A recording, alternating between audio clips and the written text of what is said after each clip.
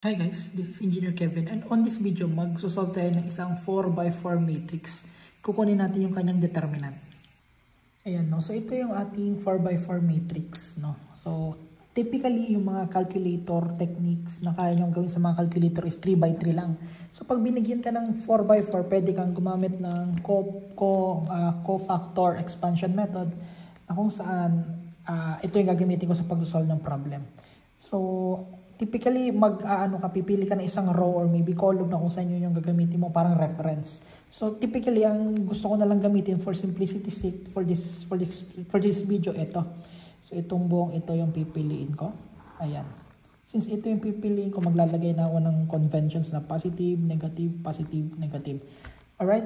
Then, from here, pwede na tayong mag-start. Actually, sinulat ko na siya dito sa baba para hindi na ako mag-erasure. And so una, pag nandito ka sa una, 1, so positive 1, hindi mo na kailangan isulat.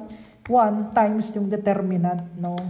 Ganito mo siya tatakpan. Ayan, yung determinant ng matitira. Magiging siyang 3x3. Ayan, 1 times yung matitira pag tinakpan mo to. So 6, 2, 9, ito, 6, 3, 9, 2, 9, 7, 9, 5, 4. Ayan, and then so on and so forth. Ulitin natin. Ito naman, 5, pero mayroon akong convention na nilagay dito, positive, negative. So magiging siyang minus 5, tapos ganito mo siya ulit, ganito mo siya tatakpan. Alright, so matitira sa 3x3 is 839, ayan, 797, then 854, ayan o. Alright, susunod is yung convention, positive, so plus, tapos kung ano man ito, so 2, tapos yung 3x3, tatakpan mo lang ng ganyan. So 6, 869, 727, tapos pa na yan, 894. Ayan.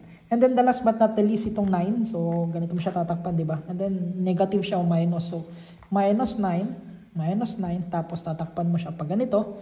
And then, yung 3x3 matitirang matrix, di ba? 8, 6, 3, 7, 2, 9, 8, 9, 5. Then, from here, etong mga to, pwede mo na tong i-caltech. No, itong mga to. Kung hindi ka pa marunong, sige, pakita ko siguro later, magpakita ko ng isa. Ayan. So, sige, pakita ko na lang itong, kung paano lumabas itong negative 468. Ayan, so ito yung car emulator. Ang gagawin lang natin para labasin ko itong negative 468 na 3x3. Ito, so 1 times itong 3x3 yung ang determinant kasi niyan is negative 468. Palabasin ko lang using calculator para may idea kayo kung paano.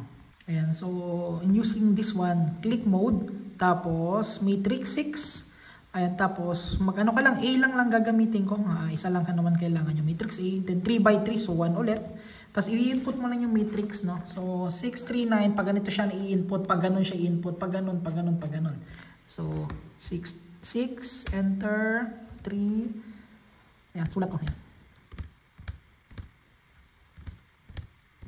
O, ayan, sige, yan. So, ayan, nailagay ko na yung matrix 6, 3, 9, 2, 9, 7, 9, 5, 4. Ayan. Okay na yan. Gagawin mo lang, click AC. And then, shift, matrix, may DET dyan, number 7, determinant. Tapos, shift ulit, matrix ulit. Tapos, sa A ka naglagay ng input ng data, di ba? Ayan. So, A, 3. So, click equals. Ayan, lumabas lang yan. Click equals. Ayan, lumabas. Ang determinants ng 3x3 na yun is negative 468. So, ito lang yon. Ayan, so kayo lang bahala dun sa the rest, no? Pero yan, wait lang, ibalik ko doon yung view sa notebook lang.